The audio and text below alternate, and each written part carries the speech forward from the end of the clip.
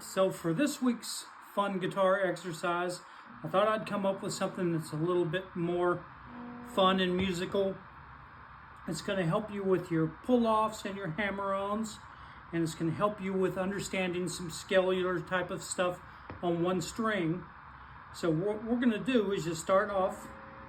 This is a hammer-on and pull off. So you're going to hammer on and then pull off. I'm doing that with one finger. I'm starting at the 2nd fret on the G string. So I get a little distortion, or you can do it clean, whatever, but I got a little delay and a little reverb, and then I'm just going to go. Speed and anything like that is just up to you, whatever you want to do. And then what I'm going to do is just kind of move it around, staying on that same string and doing that same thing.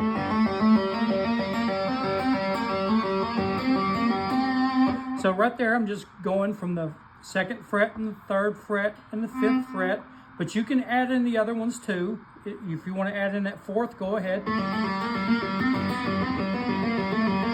That way you start hearing it and you start knowing where the good notes are that work, because we're doing this in the key of A minor.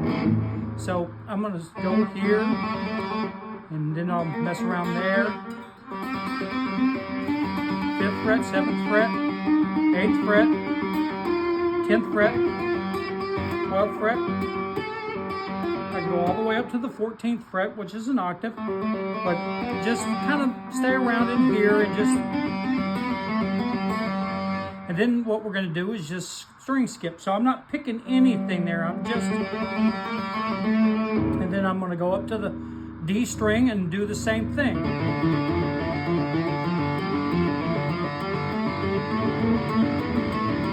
And what I want you to focus on is hearing the notes that sound the best to you, because this is going to help your ear too. And then what we're going to do, after you start getting used to that, just hammer on, pull off. Once you start getting used to that, then start just doing that, and then go to the next finger and do it again. Then do it with the next finger. It's going to get harder, but you want to get you to where you can use these fingers independently. And then what we're going to do, after you get done doing all that and having fun with that, we're going to start playing these other notes with this finger. You're going to get this finger just working there and doing that. And then I'm going to come up and do the same thing that you did with that finger. But now you're going to hammer on and pull off with this finger. So we're going to get you into some tapping. And then you're just going to.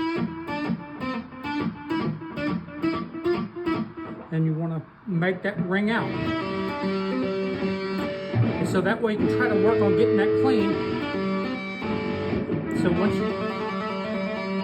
you get used to it, then you can mute with this hand. It makes it cleaner sounding.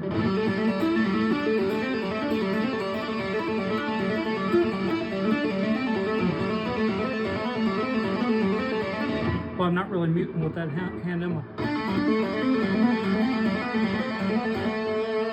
But then, what I'm doing is the same thing. All I'm doing is just using the other hand now.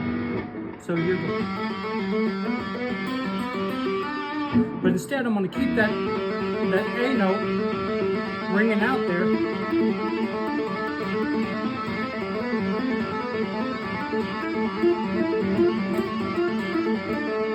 Then I'm going to go to the D string. I can do the same thing.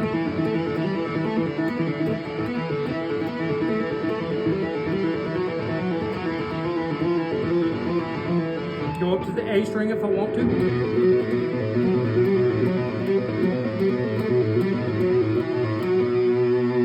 Because what's going to happen is your ear's going to start telling you where I can tap and get those good sounds.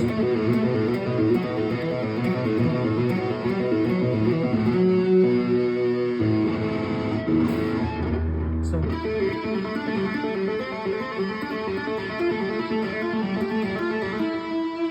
what that's going to help you do is start figuring out how to make melodies out of things like that are a little different than what you might be used to playing.